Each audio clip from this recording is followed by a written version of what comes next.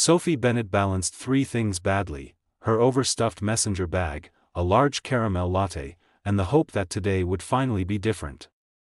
She'd been freelancing for 18 months, pitching stories to every publication in Seattle, surviving on ramen and optimism. Today's meeting with a potential client at Skyline Cafe could change everything. She pushed through the crowded cafe door, scanning for an empty table.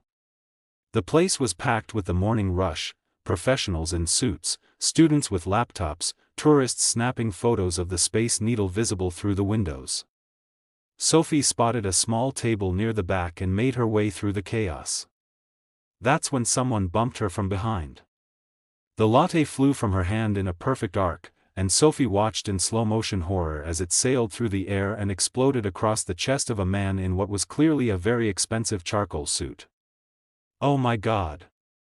Sophie gasped, frozen in shock. The man looked down at his ruined suit, coffee dripping down the Italian silk, then slowly raised his eyes to her face. Sophie's stomach dropped to her feet. She recognized him instantly. Everyone in Seattle did. Alexander Kane. Tech billionaire, CEO of Kane Digital Media, and owner of half the city's commercial real estate. He was 38, impossibly handsome with sharp features and ice blue eyes that currently looked like they could freeze her solid.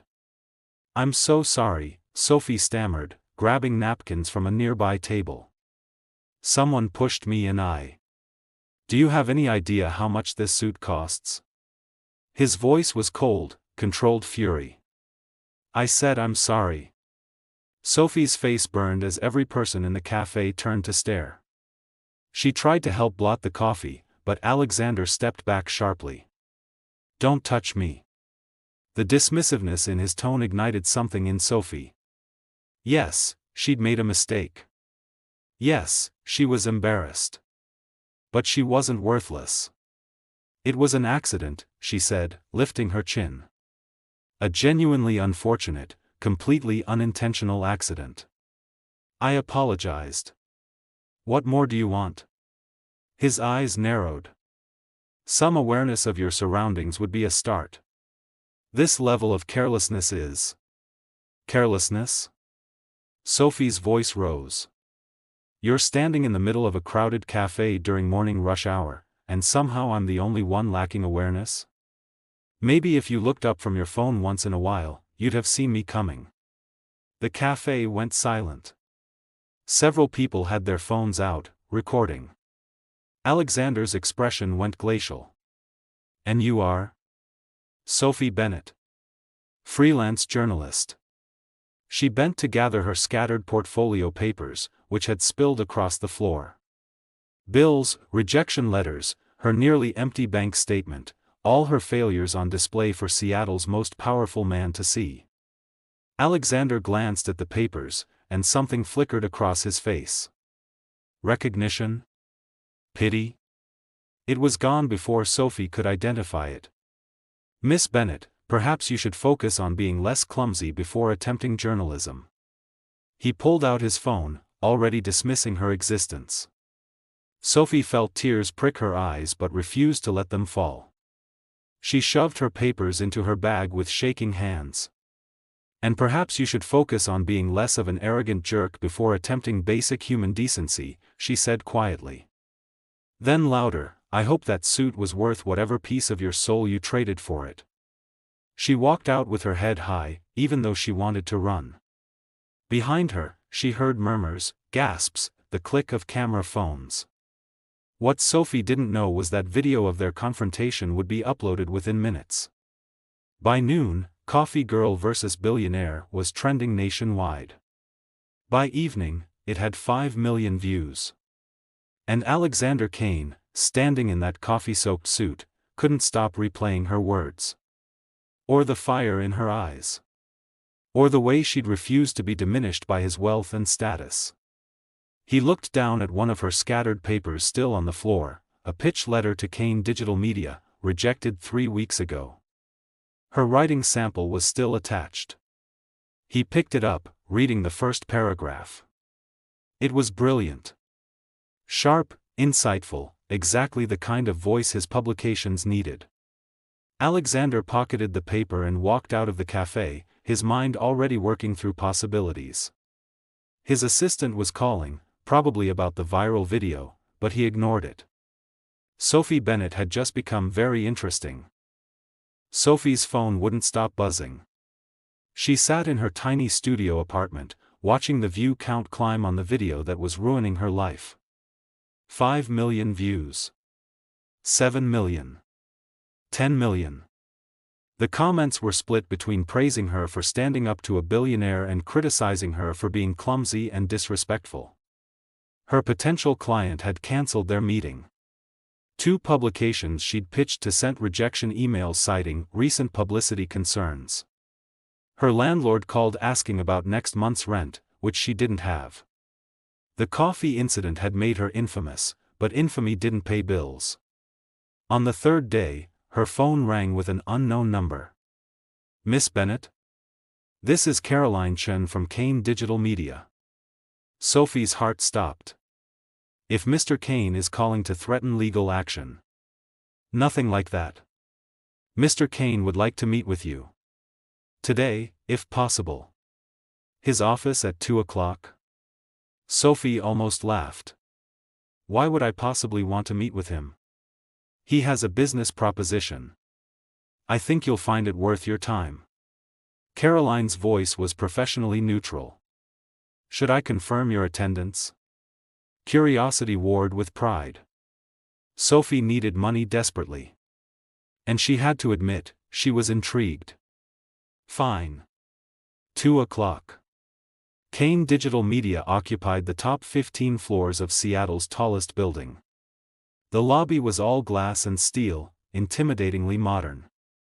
A security guard escorted Sophie to a private elevator that opened directly into Alexander's office. The space was enormous, with floor-to-ceiling windows overlooking Puget Sound. Alexander stood by the window, his back to her, wearing another perfectly tailored suit. Miss Bennett, he said, turning around. Thank you for coming. Your assistant made it sound important. Sophie stayed near the elevator, arms crossed defensively. It is. He gestured to a leather chair. Please, sit. I'd rather stand. Suit yourself. Alexander leaned against his desk, studying her. I have a proposition for you. A business arrangement that would benefit us both. I can't imagine what business we'd have together. Our little incident has created a PR problem for me. The video makes me look cold, heartless, out of touch with regular people. He said it matter-of-factly, without apparent emotion. My board is concerned about optics, especially with our upcoming expansion. And that's my problem. How? It becomes your problem when I offer you $50,000 to solve it. Sophie's breath caught. $50,000 would pay her rent for a year, clear her debts, give her breathing room to actually build her career. What exactly would I have to do? Date me. Publicly. For 3 months. Alexander pulled out a document. Carefully orchestrated appearances at charity events, restaurants, cultural venues. We'll be photographed looking happy together. The narrative shifts from heartless billionaire to he found love with the coffee girl. Everyone loves a redemption romance. You want to fake date me? Sophie's voice was flat with disbelief. I want to hire you for a PR arrangement. Everything will be contractual, professional, with clear boundaries. He slid the document across his desk. $50,000, plus a wardrobe budget and a genuine job offer at Kane Digital Media when the arrangement ends, based solely on your writing talent. Sophie picked up the contract, scanning the terms. It was detailed, specific, almost clinical in its precision.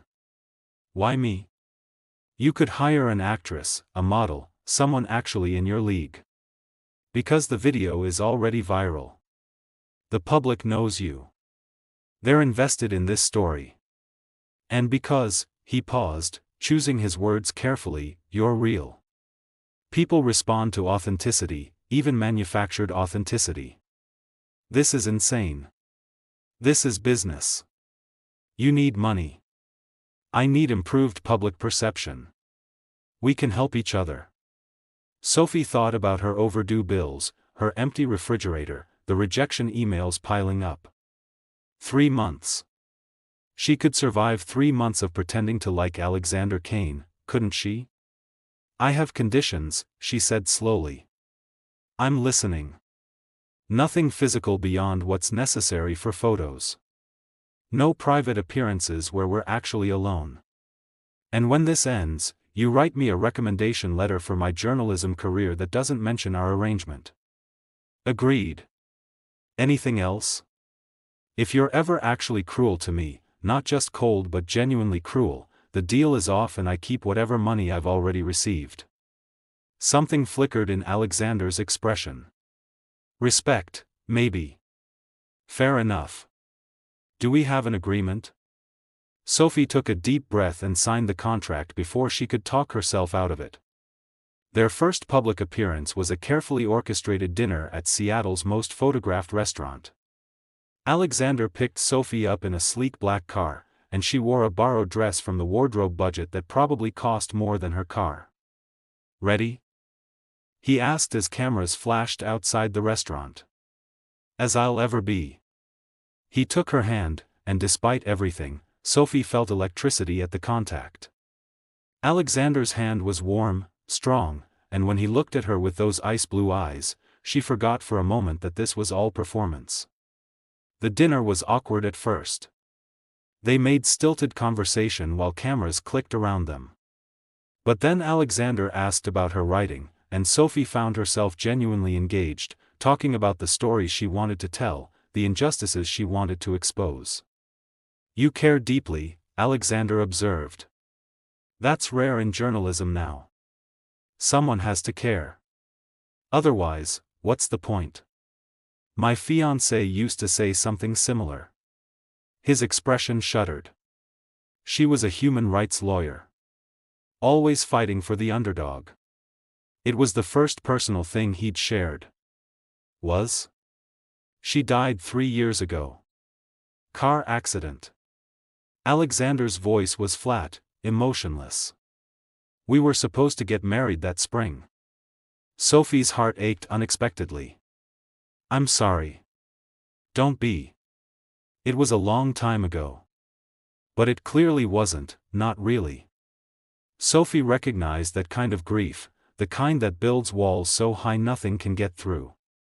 As they left the restaurant, Alexander's hand settled on the small of her back, guiding her through the crowd of photographers. It should have felt performative, but instead, it felt protective. That wasn't so terrible, Sophie said once they were in the car. You sound surprised. I am, a little. You're less awful when you're not covered in coffee. Alexander's lips twitched, not quite a smile, but close. And you're less combative when you're not defending your honor. Their eyes met, and something passed between them. Something dangerous and wholly unexpected. This was supposed to be business. But Sophie was starting to suspect it might become something else entirely. 3 weeks into their arrangement, Sophie realized she was in trouble. The fake dates had become the highlight of her weeks. Alexander was nothing like the cold billionaire from the cafe. When cameras weren't watching, he was thoughtful, wickedly funny, and surprisingly vulnerable. They'd developed a routine. Public appearances twice a week, always photographed, always perfect. But increasingly, they found excuses to see each other beyond the contract requirements. Tonight was different. Alexander had invited her to his penthouse for what he called strategy planning. Sophie knew she should refuse. Being alone with him violated their agreed boundaries. But she went anyway. His penthouse was stunning, minimalist design with artwork that belonged in museums. But what caught Sophie's attention was the wall of photographs in his study. Alexander, younger and smiling, with a beautiful woman with dark hair and warm eyes. That's Emma, Alexander said quietly from behind her. My fiancée. Sophie turned to find him holding 2 glasses of wine, his expression unguarded for once. She was beautiful. She was everything. He handed Sophie a glass and stood beside her, looking at the photos. We met in college. She was protesting some corporate recruitment event, and I was the corporate recruiter. She threw a tomato at me. Sophie laughed. Sounds like she had good instincts. She did. She saw through all my defenses, made me want to be better. His voice roughened. The night she died, we'd argued about my work schedule. I was missing dinners, canceling plans. She said I loved my company more than her. I told her she was being dramatic. Alexander. Those were the last words I said to her. That she was being dramatic. Then she got in her car angry, and a drunk driver ran a red light. He drank deeply. I haven't let anyone close since. It seemed safer that way. Sophie set down her wine and took his hand without thinking. Grief makes us do terrible things to ourselves. After my grandmother died, I pushed everyone away too. I convinced myself that if I didn't need anyone, I couldn't lose anyone. Your grandmother raised you? After my parents died when I was 8. She was this fierce, brilliant woman who taught me that words have power, that stories can change the world. Sophie smiled sadly. She died 2 years ago, and I've been lost ever since. The journalism career, the financial struggles, I think part of me is just trying to make her proud, even though she's gone. Alexander turned to face her fully, his free hand coming up to cup her cheek. She would be proud. You're extraordinary, Sophie.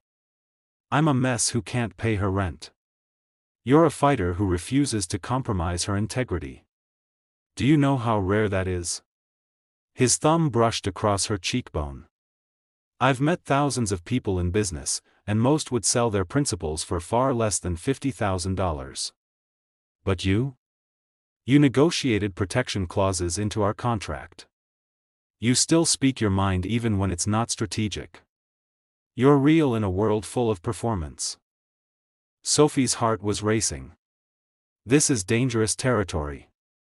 I know. We have rules. We do. If we cross this line, everything gets complicated. It's already complicated, Alexander said softly. Then he kissed her.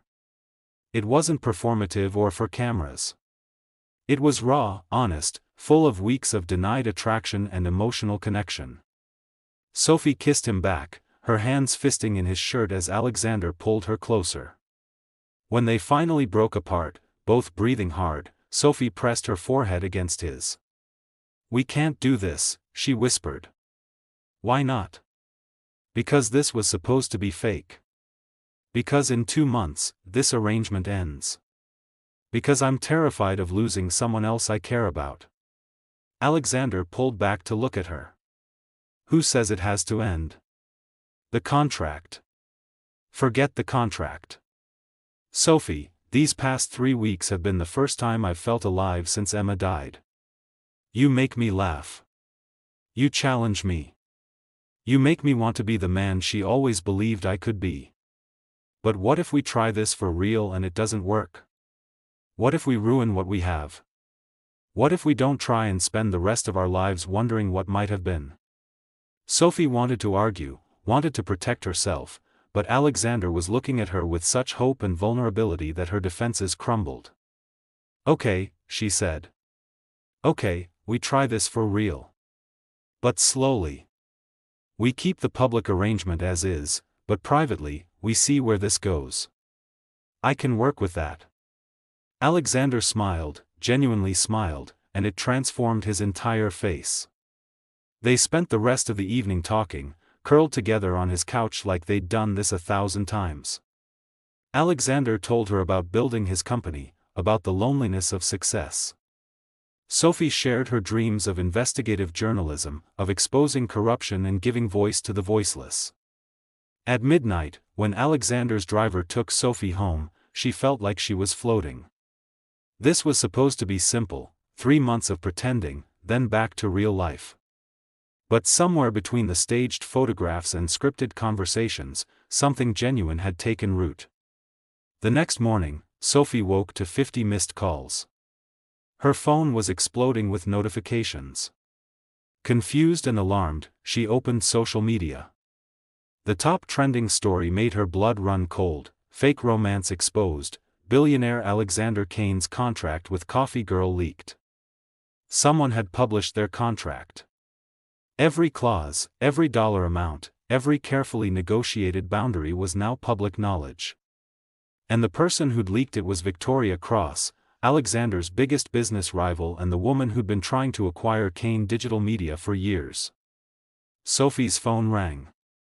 It was Alexander, and his voice was ice cold again. "Don't come to the office. Don't make any statements. I'll handle this." "Alexander, wait." He hung up. Sophie stared at her phone, watching as the story spread like wildfire. Every news outlet was covering it. The public felt betrayed, manipulated. Comments called them liars, frauds, accused Sophie of being a gold digger and Alexander of being a heartless manipulator. Everything they'd built, real or fake, was crumbling. And Sophie had no idea if Alexander blamed her or if what they'd started to feel for each other could survive being exposed.